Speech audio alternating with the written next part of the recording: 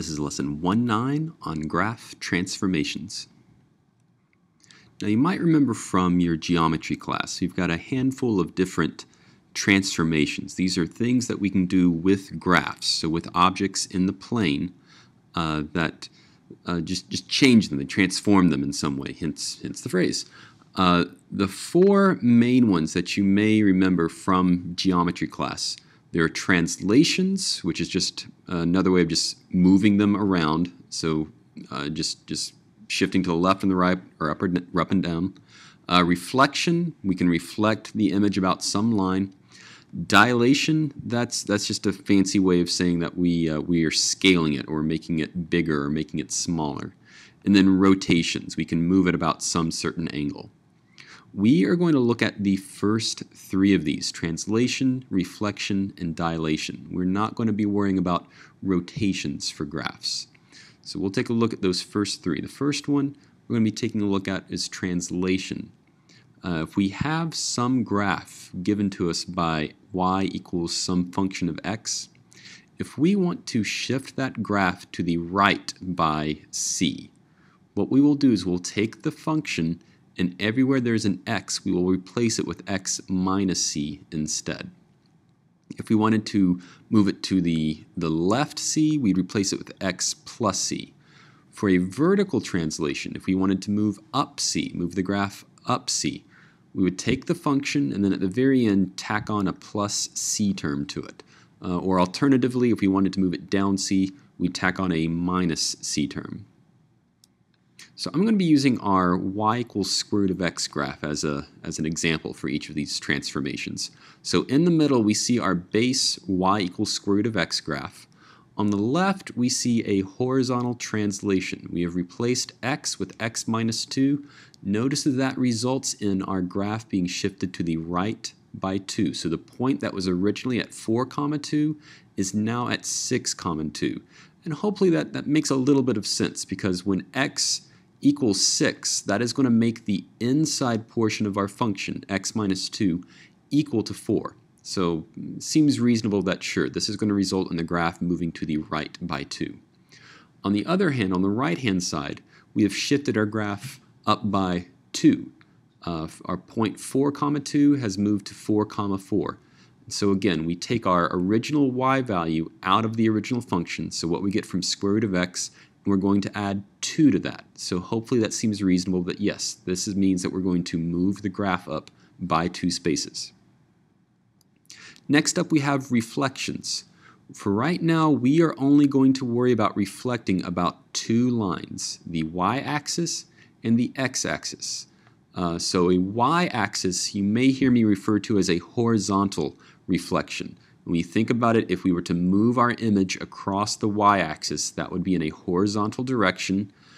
Similarly, a reflection about the x-axis, you may hear me refer to a vertical reflection. When we move it across the x-axis, we're moving our image in a vertical direction.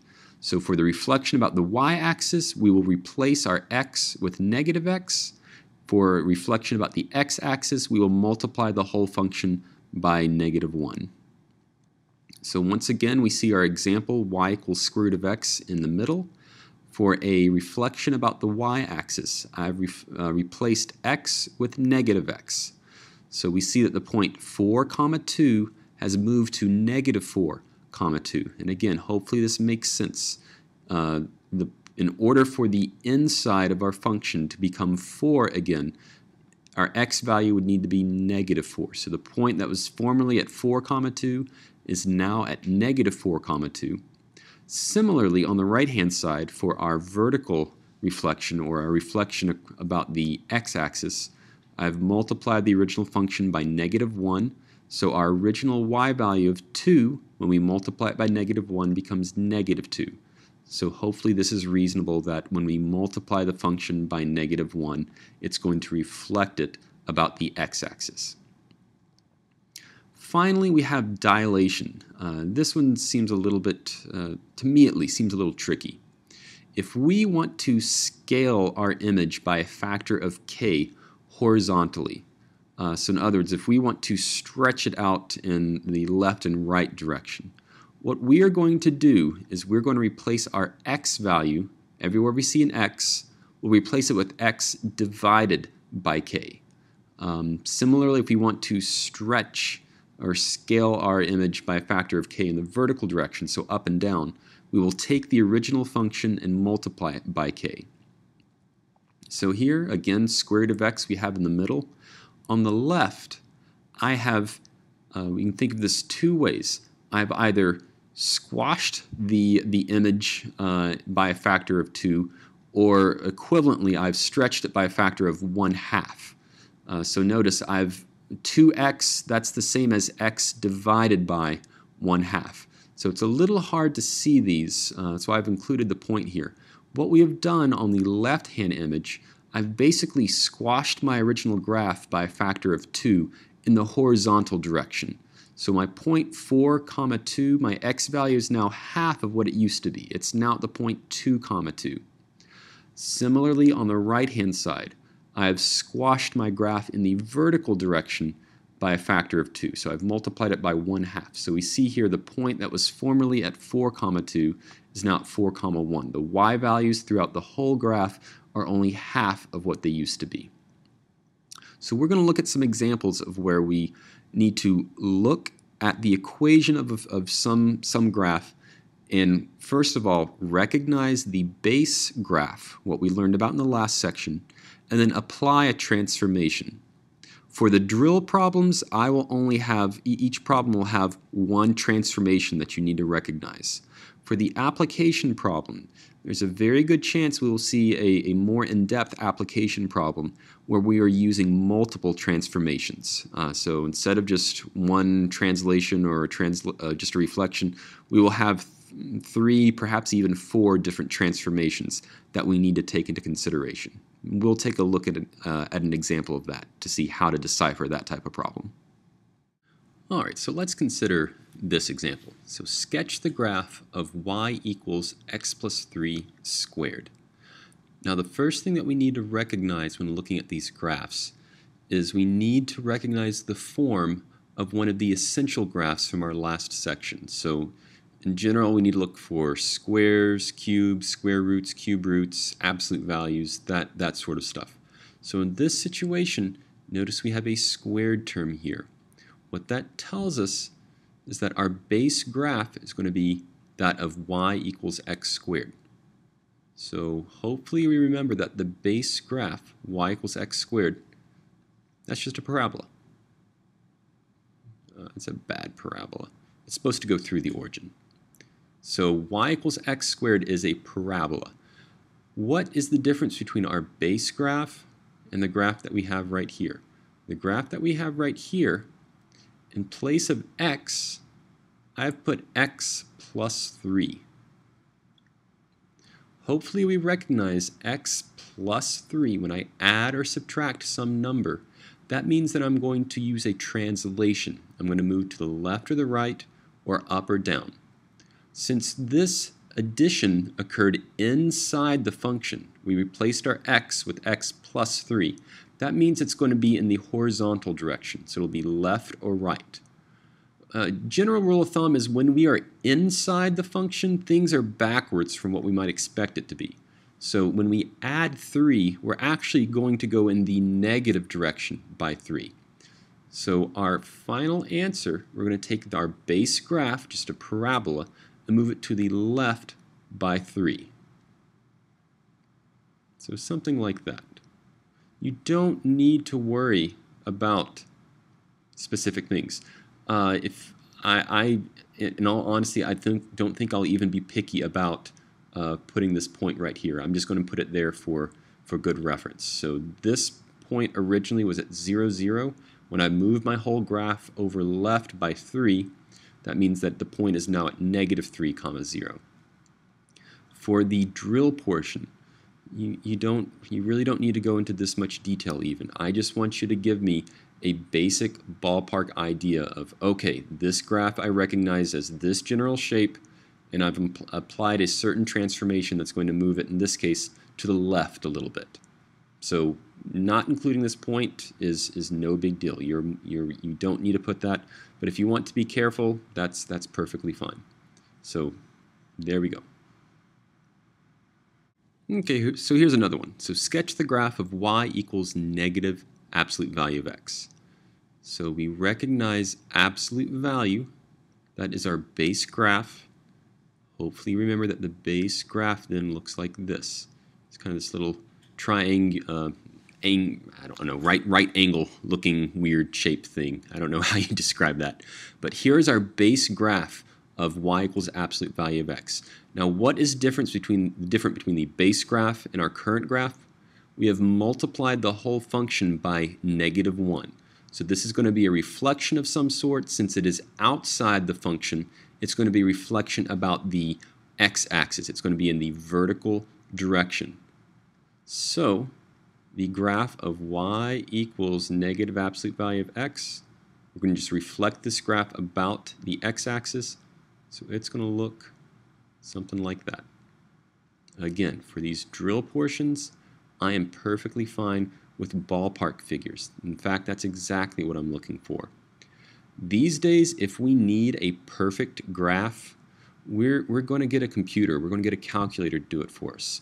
I can't really think of any situations in which we would want to have a very precise graph drawn by hand.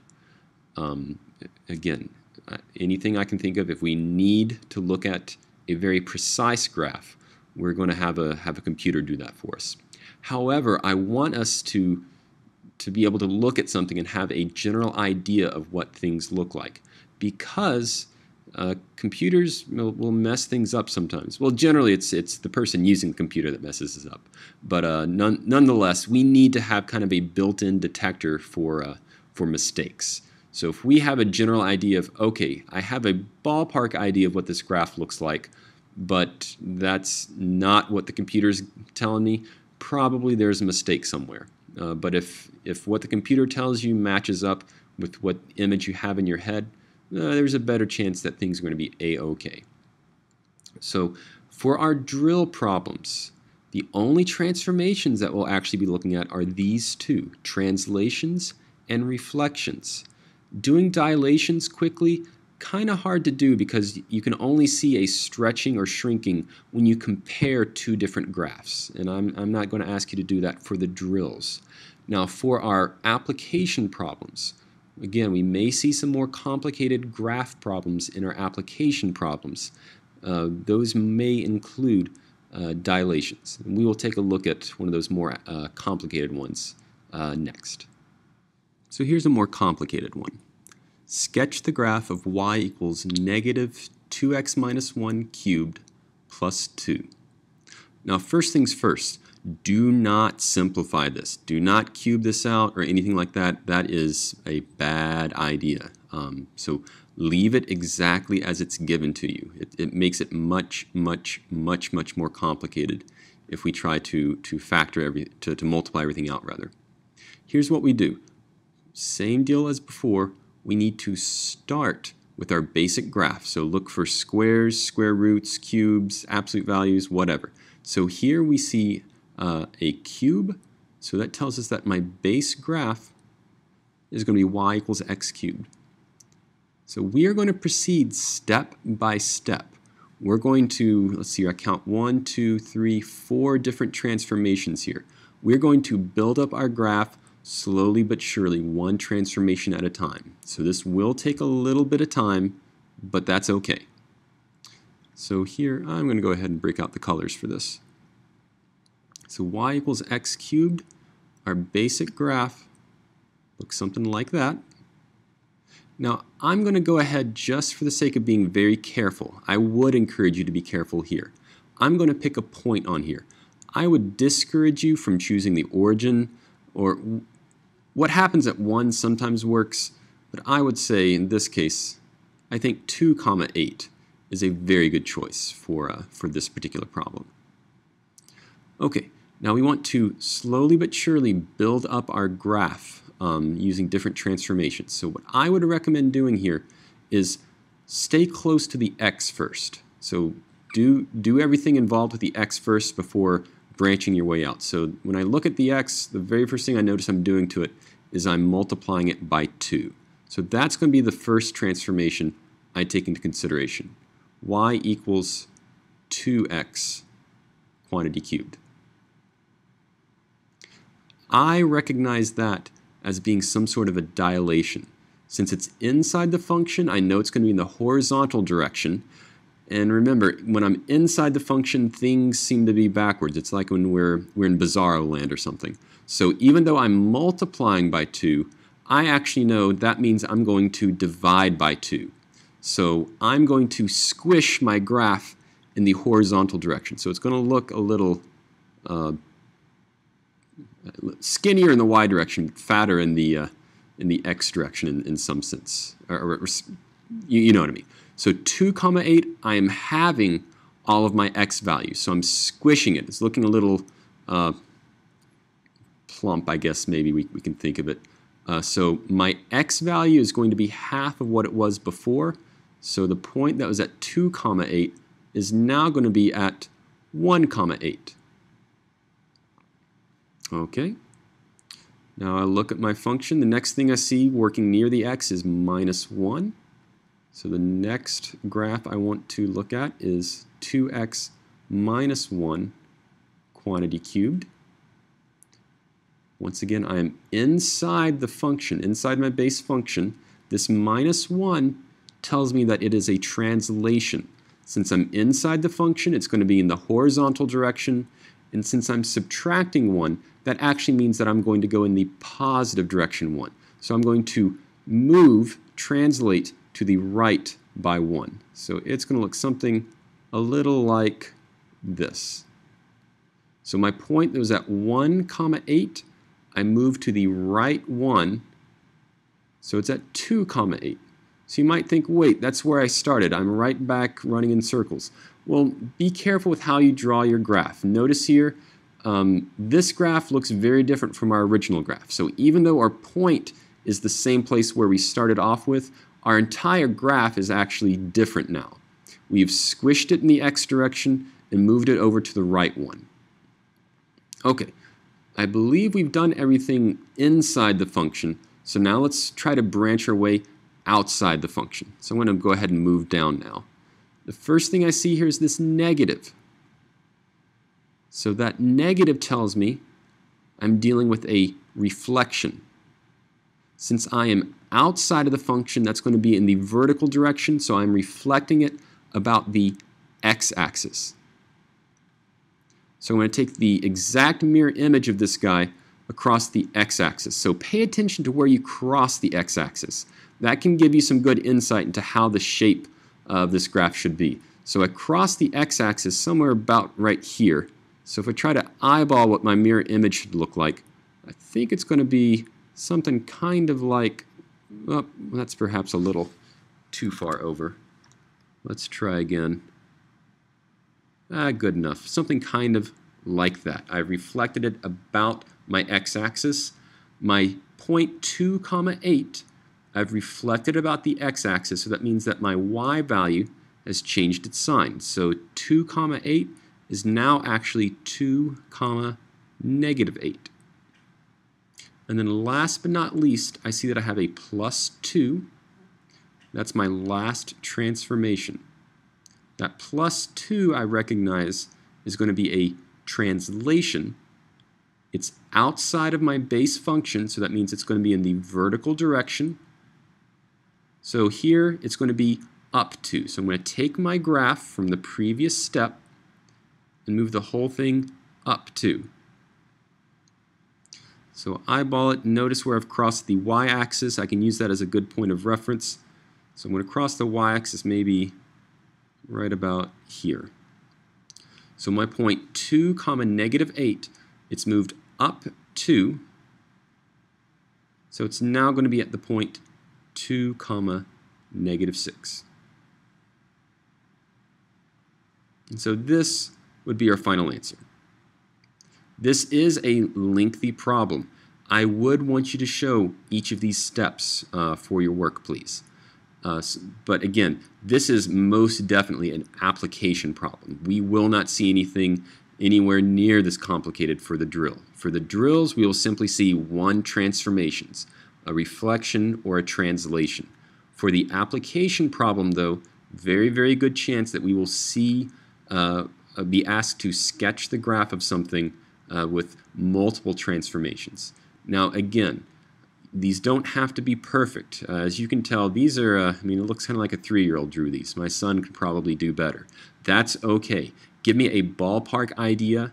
Explain, demonstrate, going from here to here, what happens, from here to here, what happens, and so forth. If I can follow your work all together, it doesn't matter how squiggly or kind of out of shape your final graph is. If I can follow your work, you're going to be in excellent shape.